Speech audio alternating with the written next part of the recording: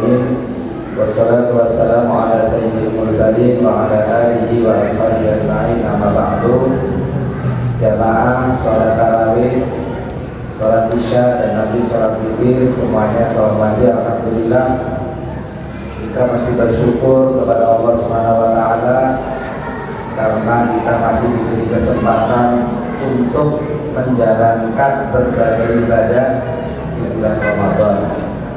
Dan ini bukti bahwa kita semua, saya sudah mendengar sejak bulan Rajab di masjid ini melantunkan doa-doa Allahumma barik lana fi Rajab wa Sya'bana wa balighna Ramadan. Nah ini sudah wa balighna Ramadan. Jadi Bapak Ibu, alhamdulillah doanya diijabah. Nah, yang tidak diijabah secara langsung oleh Allah meninggalkan kita, alias ya wafat. Itu Bapak Ibu.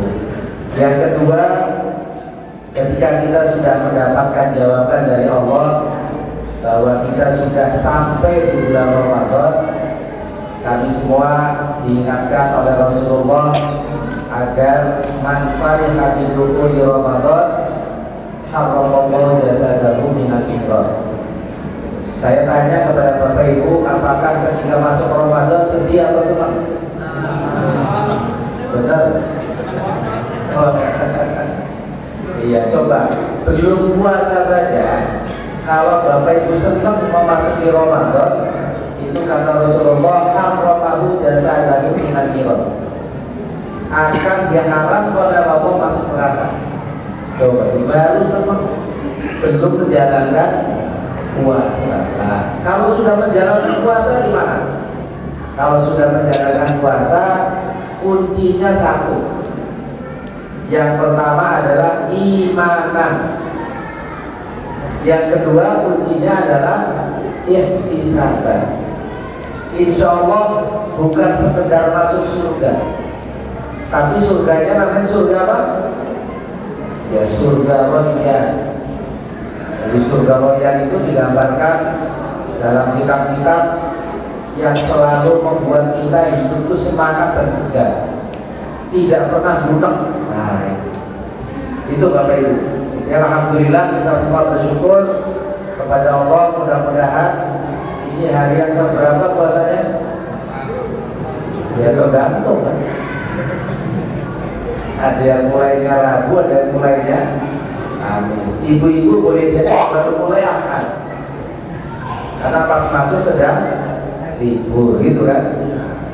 Ya kapanpun dimulainya, yang penting ketika Bapak Ibu puasa niatnya imanan wa ihtisaban. Bukan karena apa? Nah, ini penting, karena di depan saya ada orang berbobot. Jadi puasanya bukan karena kuartal satu ingin diet, bukan. Yang kedua, puasanya kebetulan di bulan puasa tidak ada beras, bukan karena itu. Ya. Yang ketiga, boleh jadi namanya ya, puasa tapi punya tujuan tertentu yang bersifat duniawi. Jadi kuncinya Bapak Ibu imanan wa ihtisaban, itu saja. Insya Allah kalau puasanya imanan wa ihtisaban, nanti di akhir sholat tarawih dan sholat witir doanya juga cukup singkat, yaitu apa? Nas'aluka ridhoka wal jannah wa na'udzubika min sakhatika wan nar. Coba Bapak Ibu, ada nggak tuh kita macam-macam? Yang penting itu ridho Allah. Ya, sebab apa? Kalau kita mendapat ridho Allah, Bapak Ibu, tidak ada yang susah di dunia ini. Banyak beras, senang. Tidak ada beras, pusing kita. Ya, insya Allah pembawaannya senang. Karena apa? Ketika kita sedang tidak punya apa yang kita harapkan, sebenarnya itu adalah peluang kita untuk berjuang. Minimal kita meniru ayam, jangan meniru kucing. Sebab apa? Bedanya ayam sama kucing tahu Bapak Ibu? Iya, ayam itu bangunnya duluan daripada kita, betul kan? Kita masih tidur, ya kan? Untung ini speakernya keras. Kalau nggak keras ini, saya yang di sebelah itu nggak kedengaran subuh. Nah, tapi ayam apa? Duluan berkokok.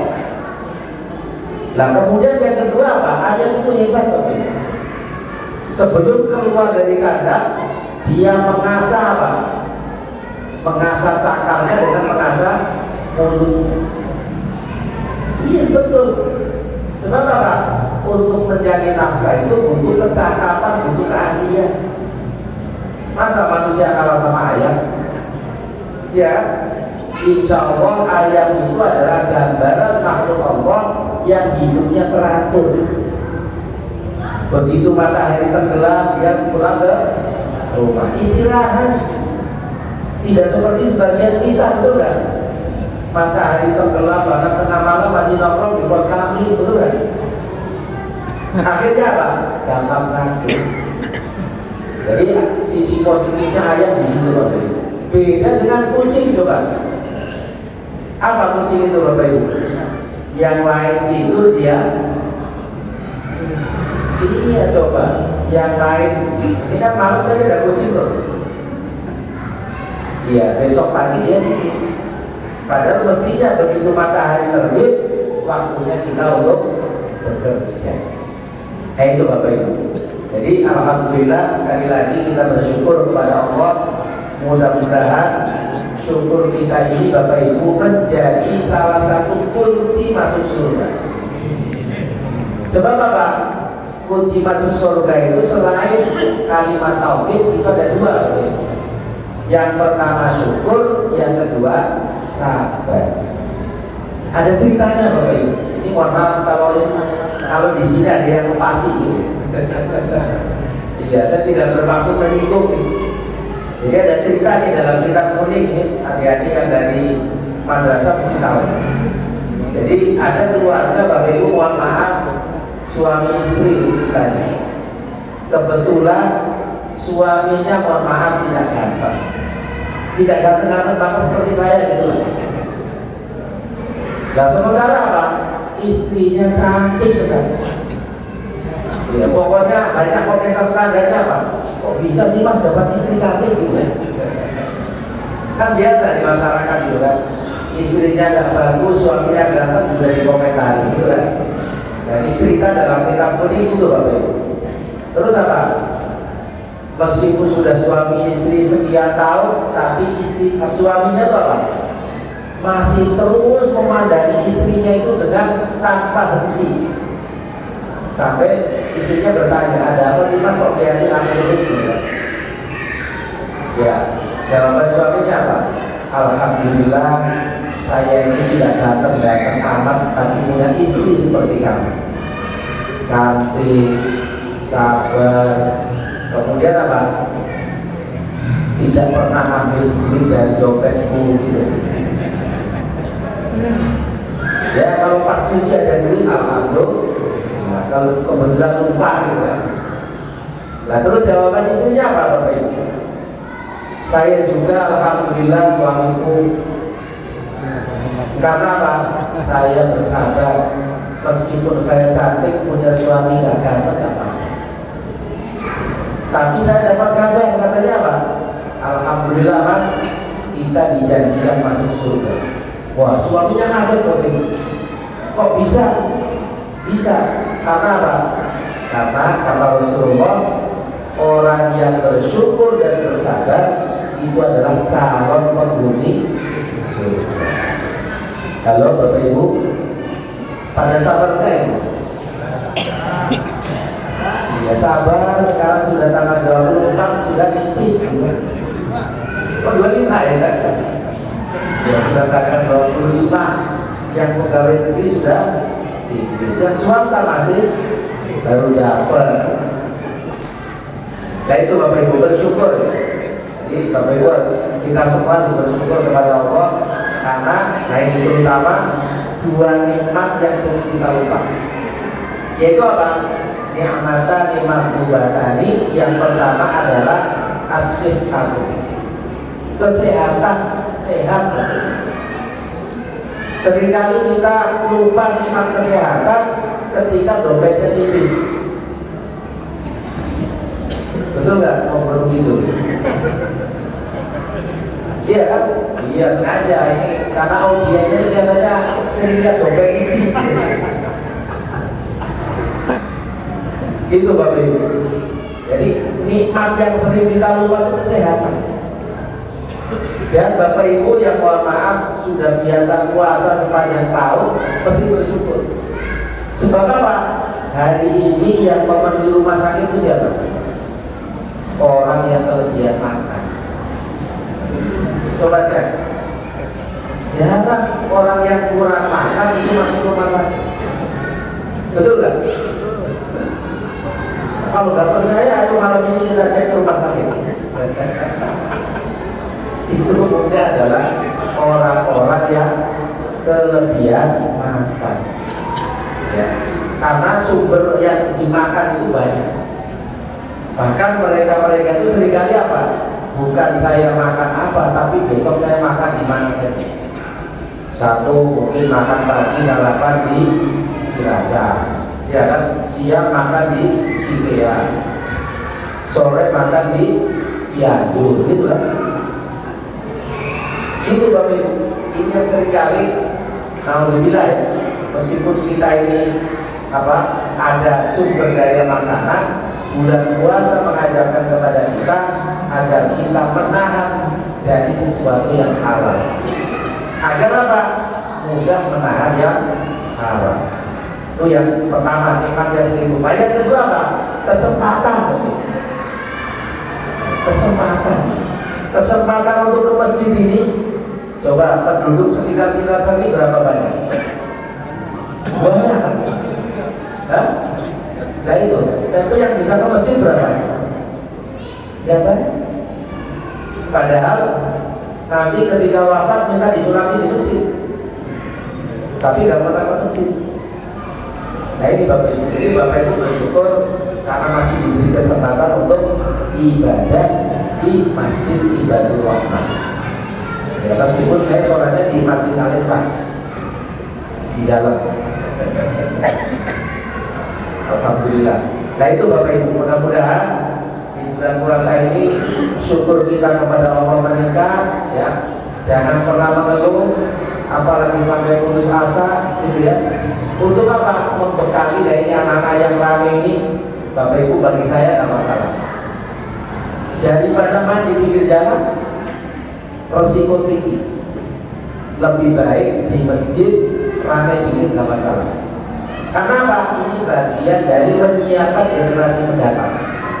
Wal yakhshal ladzina law taraku min khalfihim dzurriyyatan dha'af. Coba Bapak Ibu kalau kita dengar berita ya, ya Allah ada adik membunuh kakak, ada anak membunuh ibu, ada anak membunuh ayah. Hampir pasti saya nyatakan orang-orang seperti itu tidak pernah ke masjid. Kalau biasa ke masjid gitu ya, ketemu teman-temannya gitu kan, curhatnya juga tidak di medsos. Betul kan? Curhatnya langsung ke temannya sendiri. Jadi Bapak Ibu kalau ada keluhan tolong jangan curhat di medsos. Termasuk nanti mau mudik ya Bapak Ibu, tidak perlu ngomong di medsos. Sekarang saya ke Gunung Kidul, rumah saya kosong, dibaca oleh calon pencuri. Loh iya, orang-orang jahat juga lihat medsos. Oh ternyata rumahnya orang Wates sama Gunung Kidul kosong. Akhirnya pencuri datang. Nah itu Bapak Ibu sedikit dari saya, sekaligus ini perkenalan. Karena saya sudah lama di sini tapi ya jarang tidur di sini. Tidurnya tidak pindah. Semoga bermanfaat dan mudah-mudahan kita dapat menyelesaikan puasa Ramadan dengan baik sampai kemudian kita menemui Idul Fitri. Nah, ketika menemui Idul Fitri, doanya apa? Halo?